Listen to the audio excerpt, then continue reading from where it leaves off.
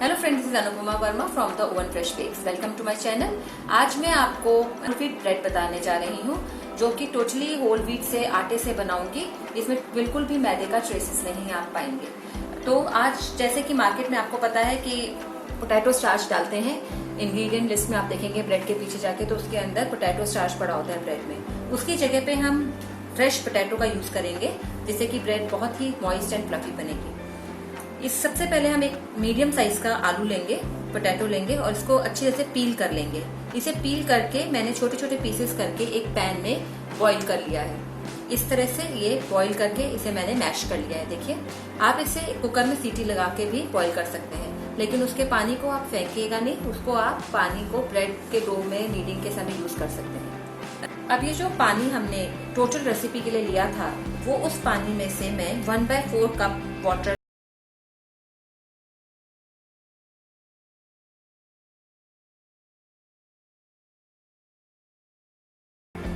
और ये बिल्कुल ल्यूकवार्म है। 30 सेकेंड्स के लिए मैंने माइक्रोवेव कर लिया था। ज्यादा तेज गर्म नहीं करेंगे, नहीं तो ईस्ट इसके अंदर एक्टिवेट नहीं होगा। इसके अंदर अब मैं शुगर डाल देंगे। शुगर जो है ये एक तरह से फूड होता है ईस्ट के लिए। शुगर से ईस्ट एक्टिवेट होता है। Never add salt along with your east. अब इसमें मैं इंस्टेंट ईस्ट का यूज कर रही हूँ। ये मैं इसमें स्प्रिंकल कर दूंगी।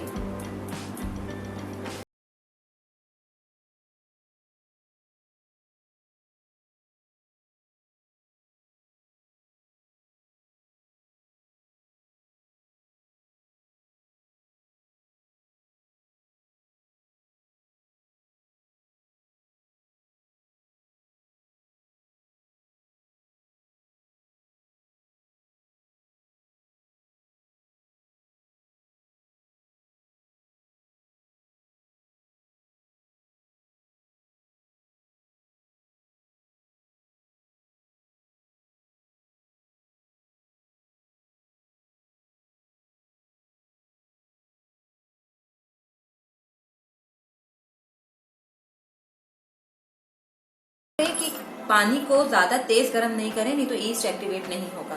फर्स्ट जो मैंने रेसिपी अपलोड की थी ओट्स ब्रेड की, उसके अंदर मैंने एक्टिव ड्राई ईस्ट का यूज किया था। इस रेसिपी में मैंने इंस्टेंट ईस्ट का यूज किया है। इन दोनों में बहुत फर्क होता है।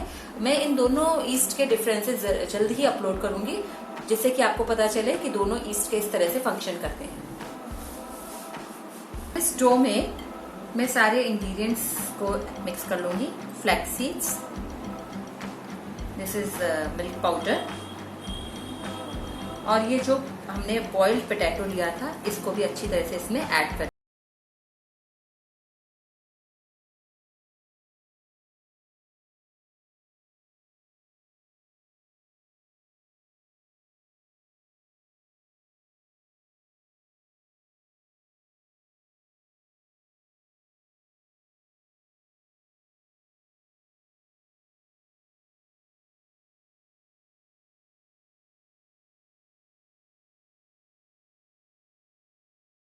इंस्टेंट ईस्ट को आप डायरेक्ट भी किसी भी फ्लावर में डाल के मिक्स कर सकते हैं, लेकिन सिर्फ चेक करने के लिए कि whether your east is active और नॉट, आप इसको इंस्टेंट ईस्ट को भी अलग से मैंने इसे प्रूफ कर लिया है।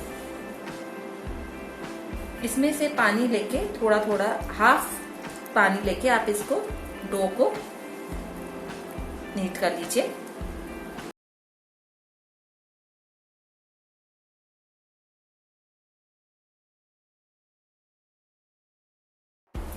जैसे हम रोटी का आटा लगाते हैं उसी तरह से आपको इसका आटा को नीट करना है।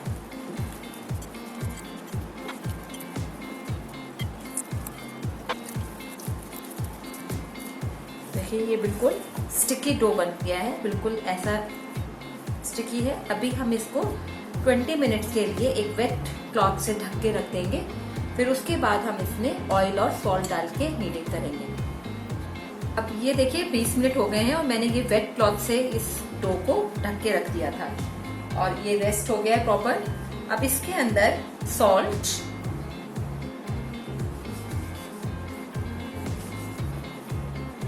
एंड ऑयल ये ऑलिव ऑयल लिया है मैंने।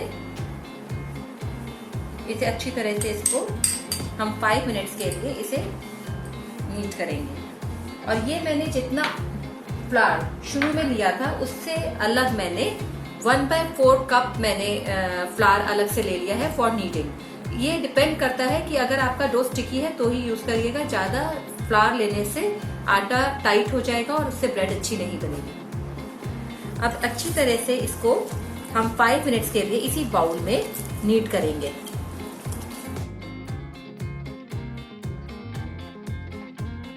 देखिए अब ये डो मेरा इकट्ठा हो गया है और अब मैं लाइटली इसको एक सूखे आटे से इसको डस्ट करूंगी अपनी वर्क सरफेस को, और इस आटे को मैं इस पे निकाल लूंगी।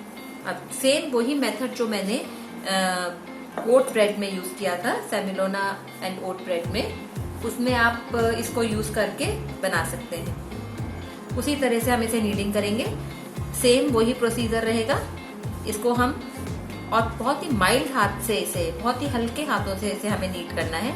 इसे हमें बहुत ज्यादा रफली हैंडल नहीं करना। जो होल व्हीट फ्लावर होता है इसको हमें बहुत ही लाइट हैंड से stretch and pull method use करते हुए नीट करना है। और ये अभी देखिए बहुत स्टिकी है, अभी थोड़ी देर में ये बिल्कुल सॉफ्ट हो जाएगा और स्मूथ हो जाएगा। इसको आप 8 to 10 मिनट्स तक आप इसको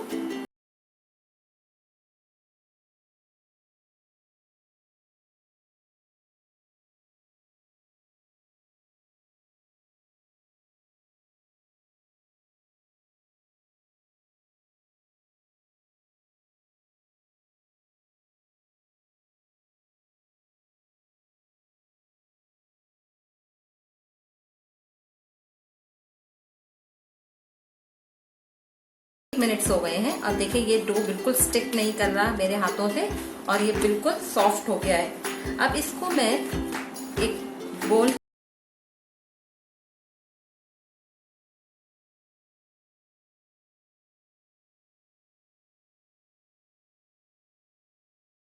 तरह से अच्छी तरह से ग्रीस कर लीजिए बाउल को। ये वही बाउल है जिसमें मैंने आटा अपना नीट किया था, इसी में आप अपने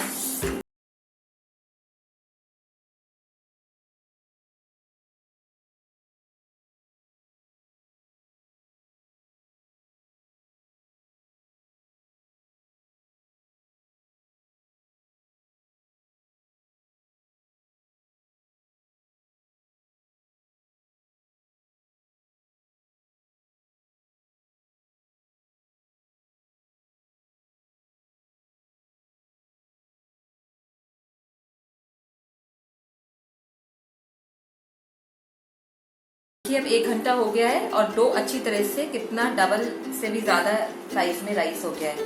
अब इसको मैं पंच डाउन करूंगी, नॉक इट डाउन। इसकी सारी एयर निकाल देंगे,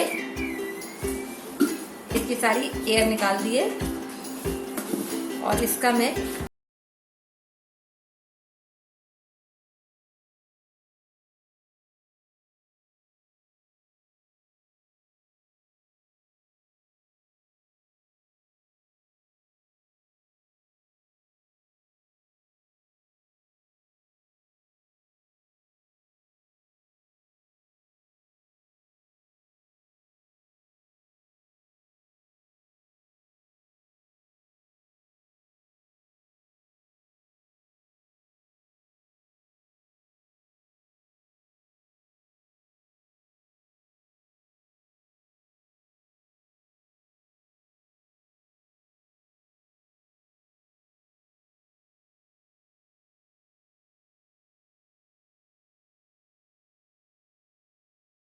एग की रिप्लेसमेंट है।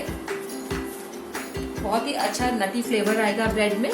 इसे प्रॉपरली आप टाइटली लॉग की शेप देंगे, इसको प्रॉपर सील करते जाइए, नहीं तो बेकिंग के समय ये ओपन हो जाएगा। एकदम टाइट आपको रोल बनाना है।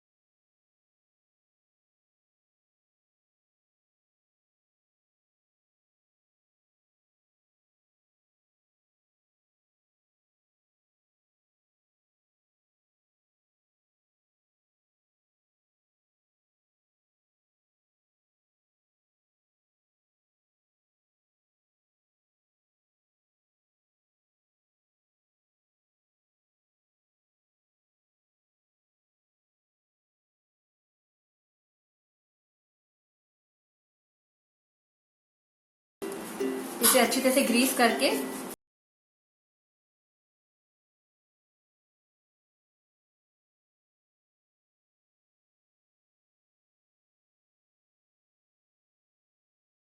सेकेंड राइस के लिए रखेंगे। आपको इसे तब तक राइस करने के लिए रखना है जब तक कि ये इसके एजेस के ऊपर तक ना 1 इंच ऊपर ना आ जाए, तब तक आप इसे रखिए। इसमें आपको शायद 20 से 25 मिनट लगेंगे।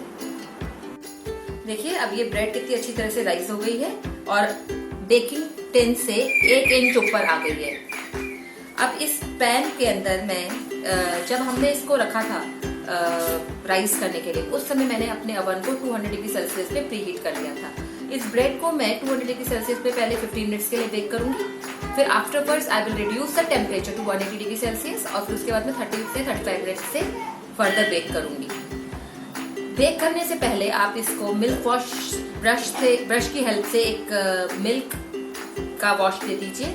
जो अंडा खाते हैं वो एग वॉश भी दे सकते हैं, बटर से भी आप इसे ग्रीस कर सकते हैं फॉर प्रॉपर ब्राउनिंग। सो अब हम इसे ओवन में रखते हैं। अब मैंने ओवन में से ब्रेड को निकाल लिया है। After 35 minute is completely baked और इसके ऊपर अच्छी ब्राउनिंग भी बहुत अच्छी आई है। इसको आप चाय के साथ, कॉफी के साथ सर्व करिए, enjoy with your family. Completely cool करके इसके स्लाइसेस करिए और जब ये पूरी तरह से ठंडी हो जाए तो इसे एक क्लिंग रैप में रैप करके या प्लास्टिक रैप में रैप कर लीजिए और इसको रूम टेम्परेचर पे स्टोर करिए।